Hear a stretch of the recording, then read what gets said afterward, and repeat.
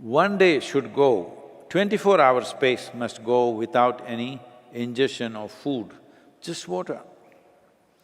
This everybody here, our brahmacharis and many others here are doing this on every Ekadashi day. That is the best day also to do that. And 24 hours, that is today evening you eat and only next day evening you eat. You only drink water. If you're feeling very tired or whatever,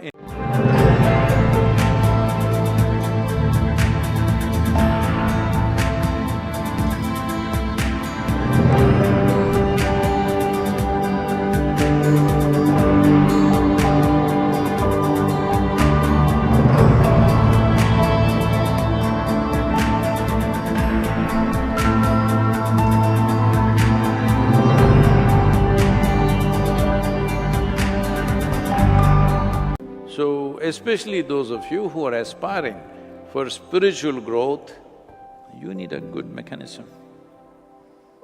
A good mechanism means least amount of friction, least amount of friction. Nothing has gathered, everything is clean. Now this functions smooth and easy. Whatever we want to do with this, it becomes easy to do that.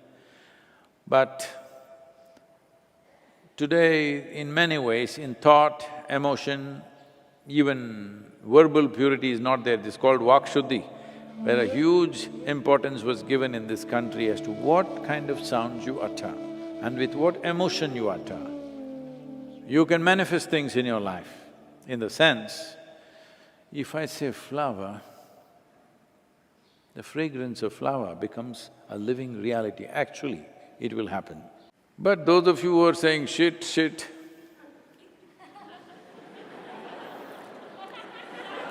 you're doing this to yourself, just know this. In your mind, in your words, the sounds that you utter and sounds that you hear and what kind of atmospheres you create for yourself and everybody around you, all these things are important. Oh, what is all this? Nobody told me this. What words you utter, what words you hear, sounds, what type of sounds do you utter? It's very important. If you utter it rightly, like I said, if you say flower, fragrance should come. Because sound has that much power if you know how to use it. See, if you just want to go to work and come, work essentially means earn a living and come back, something. Then with some broken down thing, you can drive there and come back, or you can go on a bicycle and come back. Now suddenly you want to enter a racetrack. Now every micromillimeter of the machine is looked at again and again and again, purified and purified. That's how it is.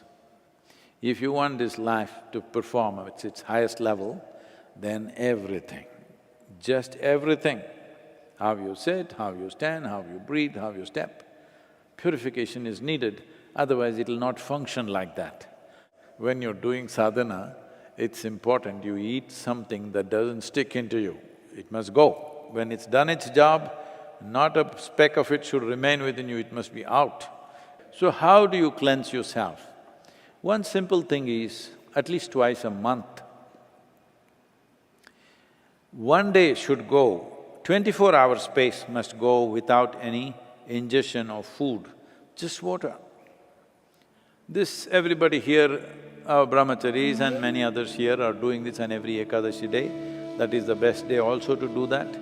And 24 hours, that is today evening you eat and only next day evening you eat. You only drink water. If you're feeling very tired or whatever initially, after some time it'll be okay. If you're doing enough sadhana, it'll not be a problem. Otherwise, if you're feeling tired, a little bit of one lemon you can squeeze into it, maybe a spoon of honey you can put into it, it'll keep you going. Twice a month doing this and doing the regular practices, whatever you're doing, will ensure body is clean, but the simplest way to arrive at cleanliness is to be in a blissful state, to be… Hello? I'm not asking you to do anything difficult, I'm asking you to do the easiest thing and the most wonderful thing to do. So, this is a simple way. because there is today, we don't need any scientific today's lab science evidence, but today there is also lab science evidence that when you're joyful, when you're pleasant in experience, how bodily functions happen, in what way it functions, how chemically it becomes very clean. Because human experience is rooted in many ways in your chemistry. So if your chemistry is not clean, if it is getting contaminated by what you generate within you, then initially it's a question of unhappiness, later on it's a question of ill health, and all kinds of suffering is happening. If you take care of this, how do I take care of this, Sadhguru? Oh, in engineering, you know. You thought now, see, it is like this. You first went to school, you learn A, B, C, D, all right?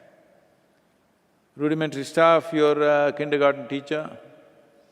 But then you became whatever, you became BSc, MSc, a PhD you became. That will sound like a dead end, PhD.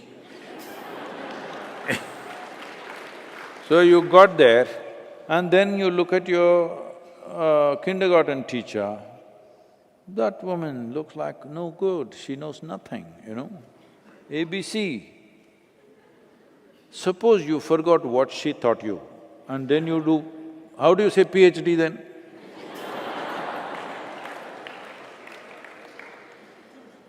So, at different stages of life, different things will come, but it's very, very important, fundamentals are not lost. Inner engineering, mother to the world, huh? Hello? Forgot? No, Sadhguru, I am Samyama.